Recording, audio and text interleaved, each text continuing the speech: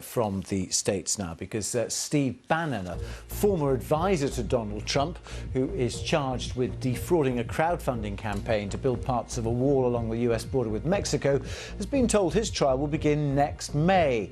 Mr. Bannon is one of 4 people accused of using hundreds of thousands of dollars to cover personal expenses. All deny the charges. Also in the US, a couple who allegedly aimed guns at Black Lives Matter protesters in front of their house in Missouri have appeared in court. Mark and Patricia McCloskey are accused of unlawful use of weapons, an offence which has a maximum penalty of 4 years in prison. In the wake of the incident, they were given a prominent speaking slot at the Republican National Convention. Australia's Foreign Ministry says it has been in contact with an Australian citizen working as a high-profile news anchor in China after she was detained. It's understood that Cheng Lei, who works for the Chinese state broadcaster CGTN, was arrested 2 weeks ago. Relations between the two countries have become strained after Australia led calls for an official investigation into the origins of the coronavirus pandemic in China. Lebanon's Prime Minister-designate, Mustapha Adib, has called for a government to be formed in record time. His nomination comes almost a month after a massive chemical explosion devastated much of Beirut, plunging the country deeper into a political and financial crisis.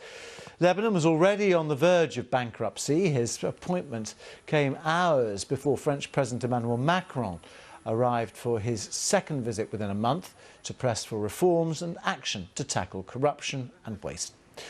Following his nomination, Mr. Adib immediately paid a visit to parts of Beirut worst affected by that huge explosion at the port.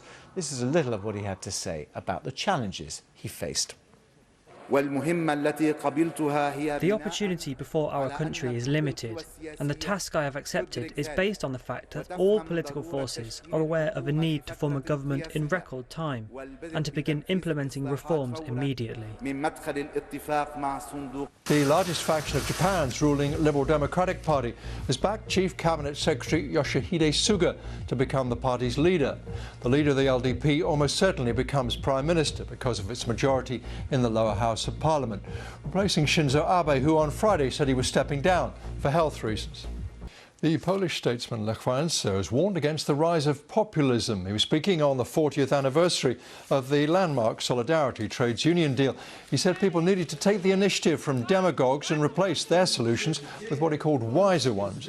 The former president was speaking at Gdansk shipyard. It was there in 1980, of course, a deal was sealed between the communist regime and striking shipyard workers led by him, which enabled the creation of Solidarity, the first free trades union in the Soviet bloc.